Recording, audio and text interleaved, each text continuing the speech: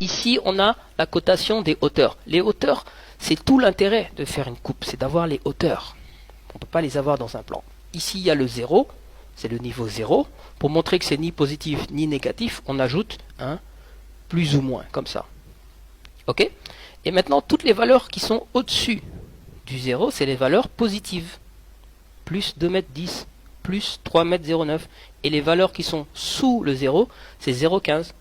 On peut mettre notre 0 où on veut. Ici, on a choisi que le 0 soit au niveau de la maison intérieure. Donc, on monte une marche de 15 cm pour entrer dans la maison. Ça s'appelle un ressaut. On verra ça plus tard. Alors, ici, on a la hauteur sous plafond de l'intérieur de la maison. C'est 2,89 m. On verra ça plus tard aussi dans les cours pour escalier. Mais regardez ici. Sous le palier, on n'a pas 2,89 m, on n'a que 2,04 m. On va regarder ça en plan. On quitte ici et on va ici sous le palier. Là.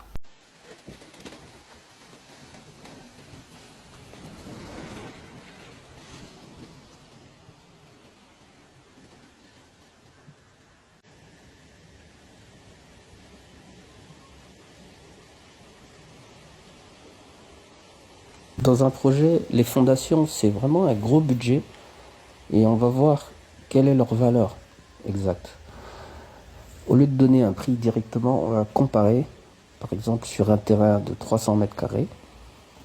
Si vous faites un projet rez-de-chaussée simple, une maison, ce qu'on appelle le plein pied, quel sera le prix des fondations? Et pour la même surface construite, si on fait un immeuble de 3 étages, quel sera le prix des fondations et donc quelle sera la différence entre les deux? 300 mètres carrés, 15 par 20, surface construite 192 mètres carrés. Calculé,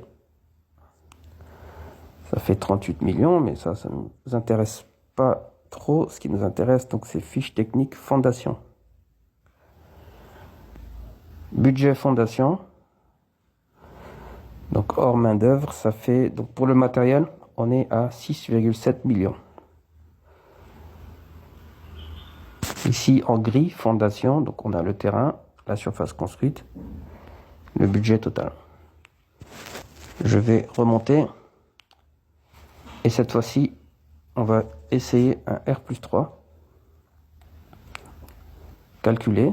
Donc c'est toujours la même surface construite, 192 mètres carrés.